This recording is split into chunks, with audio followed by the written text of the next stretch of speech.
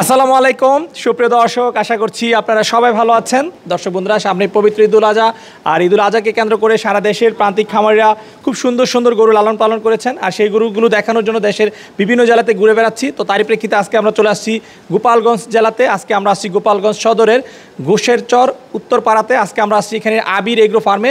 এর উদ্যোক্তা হচ্ছেন আমাদের আলম ভাই, যিনি আসনীকে কেন্দ্র করে খুব সুন্দর সুন্দর কিছু গরু লালন পালন করেছেন, এবং যার মধ্যে অন্যতম এবং একটি সেরা গরু হচ্ছে গোপালগঞ্জের মফিজ পাগলা। আপনারা আমার সামনে দেখতে পাচ্ছেন অসাধারণ একটি গরু, যে গরুটির নাম রাখা হয়েছে মফিজ পাগলা। তো আজকে আমরা আপনাদেরকে গোপালগঞ্জের বড় গরু মফিজ পাগলা সম্পর্কে জানাবো, যে এই গরুটি উনি কতদিন ধরে লালন পালন করছেন, এর ওজন কেমন রয়েছে এবং উনি কেমন দাম চাচ্ছেন, এবং পাশাপাশি ওনার এখানে খুব সুন্দর সুন্দর কিছু বলদ গরু রয়েছে কুরবানির জন্য। চাইলে আপনার ওনার ফার্ম থেকে খুব সুন্দর সুন্দর বলদ গরু সংগ্রহ করতে পারেন। আপনাদেরকে যদি একটু বলে রাখি দর্শক বন্ধুরা, এই গরুটির দাম কিন্তু ভাই একেবারেই সীমিত চেয়েছেন, রিজনেবল দাম চেয়েছেন।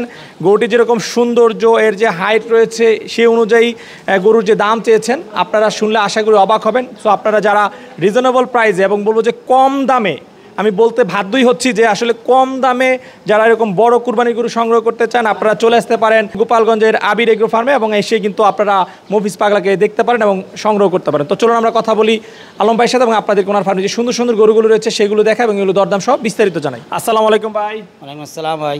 ভাই কেমন আছেন? আছি আলহামদুলিল্লাহ, ভালো আছেন? জি আলহামদুলিল্লাহ ভালো আছি। ভাই কি নাম আপনার? আমার নাম মোহাম্মদ শাহ আলম। আচ্ছা আলম ভাই, আপনার ফার্মের নাম কি? আবির এগ্রো ফার্ম। আবির এগ্রো ফার্ম।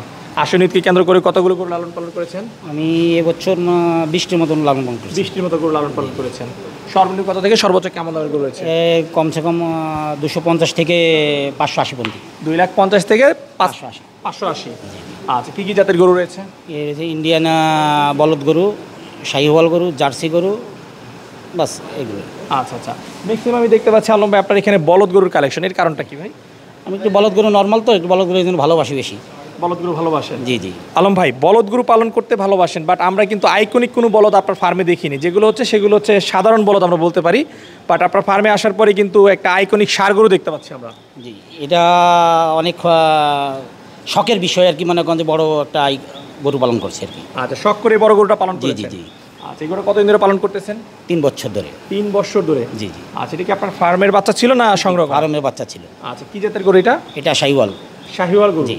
নেপালি কিছু ক্রস আছে। নেপালির সাথে ক্রস আছে? নেপালি শাহিওয়াল ক্রস? ক্রস আছে। আচ্ছা আচ্ছা, কয় দাঁত বয়স বর্তমানে? এটা 4 দাঁত। 4 দাঁত। জি। আচ্ছা আলম ভাই, আপনার এই শখের গরুর কোন নাম আছে? জি। আচ্ছা, কি নাম রাখছেন? এর নাম রাখছি মফিজ পাগলা। মফিজ পাগলা? জি জি। আচ্ছা, খুবই আনকমন নাম রাখছেন। জি।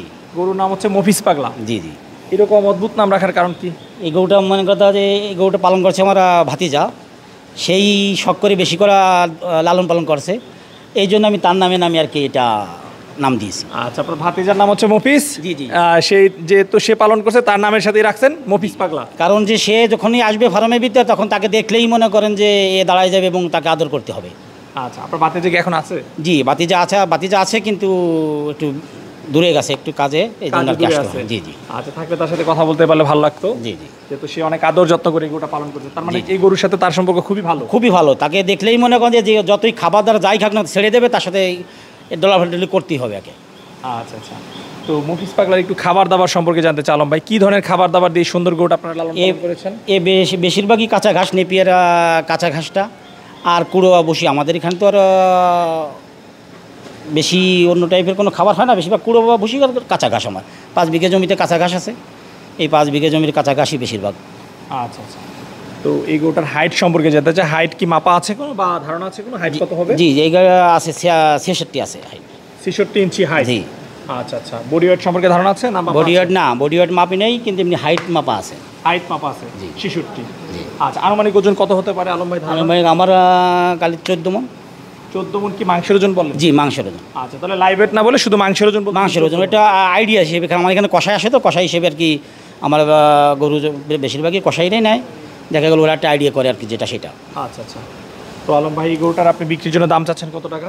এগুলোর দাম চাচ্ছিল 5,80,000। 5,80,000 টাকা? জি জি। আচ্ছা দর্শক, আমরা যদি একটু আপনাদেরকে গোপালগঞ্জের বড় গরু মফিজ পাগলাকে একটু দেখাই। আলম ভাইয়ের যে সুন্দর গরুটা দেখেন, মাশাল্লাহ অনেক সুন্দর একটি গরু, যার হাইট সুন্দর। আচ্ছা, খুব শান্তশিষ্ট না? খুবই শান্তশিষ্ট। আমি তো ভয় পেয়েছিলাম যে আসলে গরু না জেনে আক্রমণ করে। আচ্ছা দেখেন, আপনাদেরকে আমরা যদি একটু দর্শক আপনাদেরকে দেখাই, এর যে স্কিন দেখেন, চামড়া মাশাল্লাহ এখনও মানে পর্যাপ্ত জায়গা রয়েছে বড় করার মতো, এবং এর যে গঠন আমরা যদি আপনাদের দেখি, অনেক লম্বা আকৃতির একটি গরু। হ্যাঁ, এরকম লম্বা আকৃতির গরু কিন্তু সচরাচর খুব কম দেখা যায়। এবং আপনাদেরকে যদি আমরা একটু পিছনেও দেখাই, গরুটা দেখেন একদম পিছন সাইডটাও যদি আমরা বলি, এর ব্যাক যে সাইডটা এটাও কিন্তু একদম হৃষ্টপুষ্ট হয়েছে খুব সুন্দরভাবে এবং খুবই টাড়ি গরু। তো আলম ভাই, এই গরুর পাশাপাশি তো আপনার আরও কিছু গরু রয়েছে। জি জি জি, আরও আজকে। আচ্ছা, চলেন আমরা সেই গরুগুলো একটু দর্শকদেরকে দেখাই। তো আলম ভাই, এদিকে আমরা বেশ সুন্দর সুন্দর কিছু বলদ দেখতে পাচ্ছি। জি জি, এগুলো কি বলদ?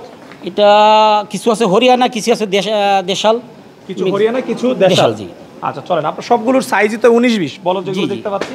বেশি একেবারে সবই ছোটোর ভিতরেই, একেবারে বেশি বড় না, আবার ছোটও না, ছোটও না। জি, মাঝারি সাইজে। আচ্ছা, আমরা যদি এই বলদটার একটু দাম জানতে চাই, এটা কত টাকা দাম চাচ্ছেন? এই যে 2,50,000 চাচ্ছে। 2,50,000। জি জি। মাংসের ওজন কতটুকু হবে ধারণা? এটা মাংসের ওজন 6.5 মণ। 6.5 মণ দাম চাচ্ছেন 2,50,000। 50,000 আলোচনার সুযোগ রয়েছে। জি জি। আচ্ছা, এরপরে যদি আমরা দেখাই, এটার দাম চাচ্ছেন কত? এটার দাম চাচ্ছি 2,60,000। 2,60,000। জি। আচ্ছা, এটা আগের চেয়ে একটু বড় নাকি? জি জি। আচ্ছা, পাশে যেটা রয়েছে ভাই, এটাও 2,60,000। এটাও 2,60,000। আচ্ছা আলম ভাই, এখন যে গরুটা দেখতেছি এই গরুটার একটু দরদাম জানতে চাচ্ছি।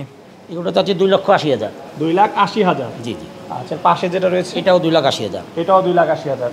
আচ্ছা, তাহলে এইগুলোর দাম আর একটু বেশি নাকি? না, এটার দাম একটু কম। এটার দাম কম না? জি জি, 2,50,000।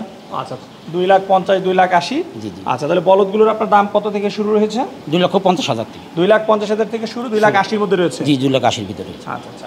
তো আলম ভাই, যে গরুগুলো আমরা দেখতে পাচ্ছি, এই গরুগুলো যদি কেউ আপনার ফার্ম থেকে সংগ্রহ করে কুরবানির জন্য, সেক্ষেত্রে আমার যারা দর্শক রয়েছে তারা কি সুযোগ সুবিধা পাবে? আমার এই গোপালগঞ্জ বাসী যদি গোপালগঞ্জ আসে, গোপালগঞ্জ দেখে গেল সৌন্দর্য, এবং গোপালগঞ্জের জন্য আমি যেখান থেকেই খরিদ করবে আমি কোরবানি পর্যন্ত তাদেরকে লালন পালন করে দেবো, এবং তাদের গাড়ি ভাড়াটা দিয়ে দেবো। গাড়ি ভাড়াটা ফ্রি? গাড়ি ভাড়া ফ্রি সারা দেশেই ফ্রি? জি। সব গরুর ক্ষেত্রে না, শুধু বড় গরুর ক্ষেত্রে? বড় করে ক্ষেত্রে। তার মানে মফিজ পাগলার সাথে জি গাড়ি ভাড়া গাড়ি ভাড়া ফ্রি। মফিজ পাগলা যে দামে কিনো গাড়ি ভাড়া ফ্রি। গাড়ি ভাড়া ফ্রি।